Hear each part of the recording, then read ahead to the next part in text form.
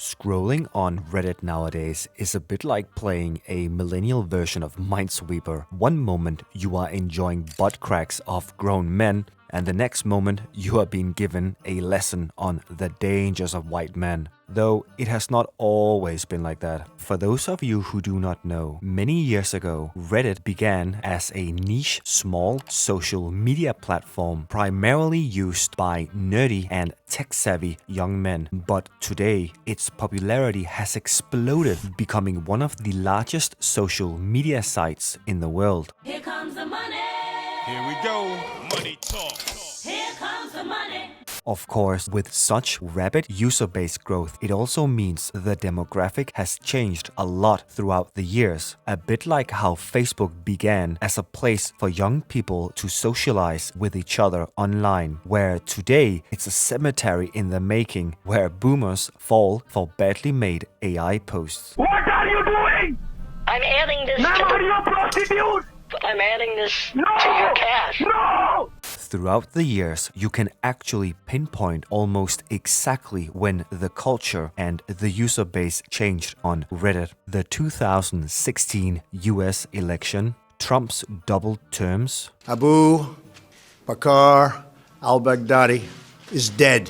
the fall of Tumblr, the COVID pandemic, and recently Musk's takeover of Twitter. Every single one of these events saw a huge surge of new users flocking to Reddit, a bit like living in Europe nowadays. Allahu Akbar! Reddit essentially offered a new space where these new users could freely lash out, and together with Reddit's abilities to heavily moderate forums and even the users themselves, you can essentially shape and censor the site to never allow opposing views and only exactly what you would like to see and hear. It's a perfect combination for ideological-driven people that have no intention to engage in good faith conversation and persistently live in an online echo chamber. Now, you might ask yourself, what kind of demographic are these new users? Let's just say it's not exactly Minecraft kids. As you probably guessed by the events previously mentioned, the most common description would be young millennials and Gen Z with mostly strong, left-leaning political and ideological opinions. But more interestingly, because of this specific demographic, the site has therefore also seen a huge surge in young women joining the platform. Women are funny, Heidi. Get over it. Today, that means Reddit now have millions of female users and now offer thousands of different women-only spaces, which is a very eye-opening experience because you now very quickly realize there is not much difference between degenerate antisocial men and degenerate antisocial women. The only difference is that people are aware of the history on men's online behavior. Do we even know who is this 4chan? This 4chan.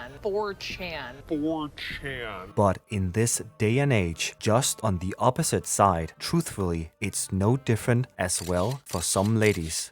One of these new places online that can allow the worst in people to come out is called 2X chromosomes. It's essentially an online space for women only, where they imply they discuss everything between heaven and earth as long as it involves women. But that's not entirely true, since the user base is such one-sided. It not only forms an excessive echo chamber, but also a community that has ended up becoming rather misandrist. Oh, really, dude? Most of the discussion simply ends up becoming a place for women to lash out on men in every single possible way. And since the place never offer any opposing viewpoints, you have thousands of users dogpiling on various stories or topics involving male figures. And what we know from previous internet history, it's that wherever you have anonymity, it always ends up bringing the worst out in people, as there are no consequences for any of your words or actions. Super sexy Lisa 18 standing by. One of the more hot topics on the subreddit is right-leaning men, or specifically Republican men that has previously voted for Donald Trump. The American elections the past 10 years have been some of the most inflammatory periods in recent US history, creating the most heated culture war not seen since the civil rights movement, and it's especially taking over in the online world. One of the less covered outcomes in these political times of the past 10 years has been the rising gender war between men and women. Not only do you specifically see a trend in voting patterns splitting right down in between men and women, making the two sides more tribal than ever, now it is also spilling over into real life. Essentially, you have a rising trend amongst the more political conscious younger generation where liberal women are now refusing to date, befriend, or even engage in any sort of relationship with right-leaning men. A toast to never-ending animosity. I'll drink to that.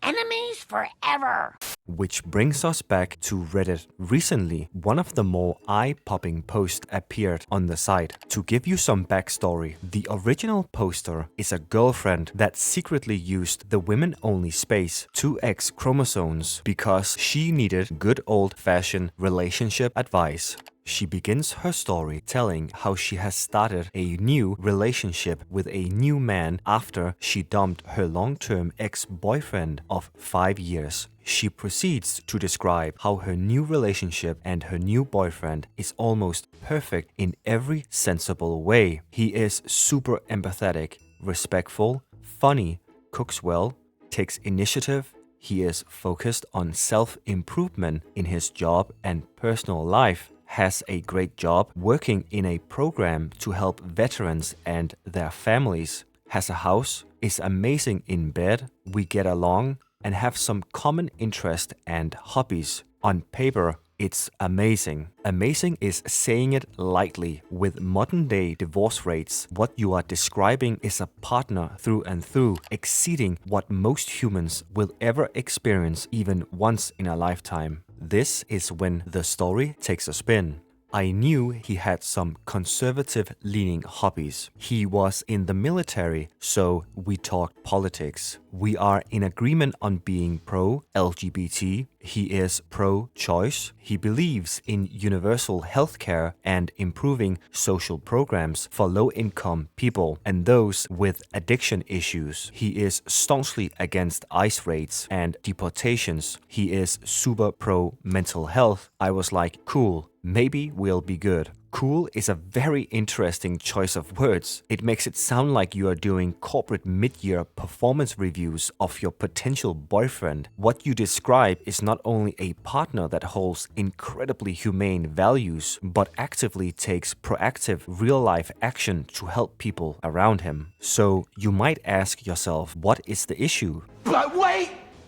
There's more! Here is the catch. Then he told me he voted for Trump.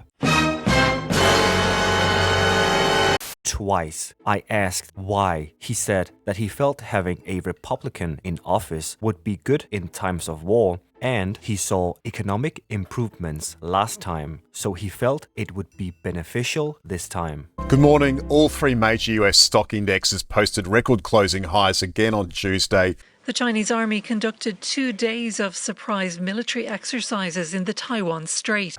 Officials in Moscow say they have successfully tested its nuclear-powered Burevestnik cruise missile. My heart just sank.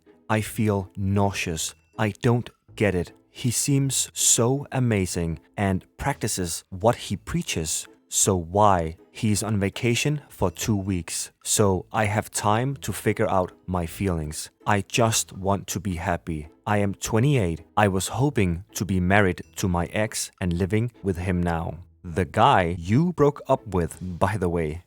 Are you stupid or something? This post was almost so comical and so on the nose when it comes to no self-awareness. I actually thought it was someone baiting on the subreddit. A lot of people talk about the concept of late-stage capitalism, but I think we are heading towards late-stage democracy. We have reached a point in society where loving couples are now being dismantled because of the orange man. Goodbye, my lover.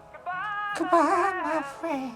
These people have been so indoctrinated by their online echo chambers and caught up in their consumption of polarizing media, they now live in a world where they genuinely believe people who vote for opposing candidates cannot hold any virtuous characters. The mere concept that a man who voted for Obama can be so likable they not only become your friend, but let alone your boyfriend is such a foreign belief inside these people that she becomes physically nauseous at the thought.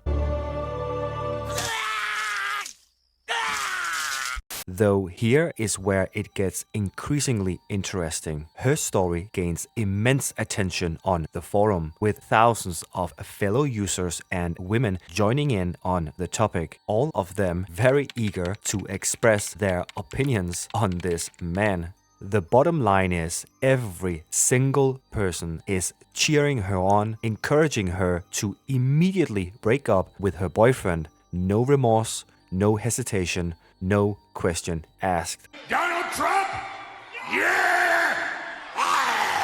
They all use the same talking points, how it's simply impossible to continue to date a man that would actually consider putting his vote in an election anywhere else that isn't the mainstream opinion. Not only are they expressing their so-called disgust for this man, but the funniest part is them collectively realizing they have to gaslight and change her own story and convince that the boyfriend cannot possibly be anything else but a massive liar, because otherwise they would have to acknowledge they not only agree with a man that voted for the orange man, but admit that some men outside of their bubble not only holds better values, but actually preaches where their mouth is, shattering their entire narratives. Despite his own actions literally proving them wrong, it's simply not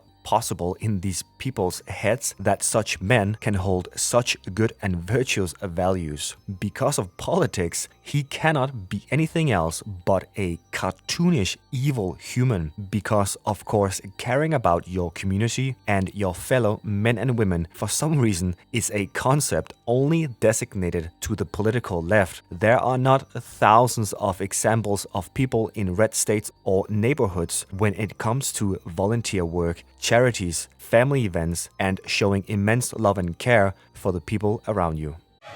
Redneck gun-toting piece of shit. Though, not surprisingly, the author gives in to the roaring crowd of women because, of course, having your own independent thoughts and feelings in this day and age is very illegal. So, due to this Reddit space, she actually agrees to dump her boyfriend. What a homecoming for him. You just picture your life for me? 30 years from now, 40 years from now? What's it look like? If it's with that guy, go. Go! I lost you once. I think I could do it again. If I thought it's what you really wanted. But don't you take the easy way out. What easy way? There is no easy way. No matter what I do, somebody gets hurt. Would you stop thinking about what everyone wants? Stop thinking about what I want, what he wants, what your parents want. What do you want? What do you want? It's not that simple. What do you want?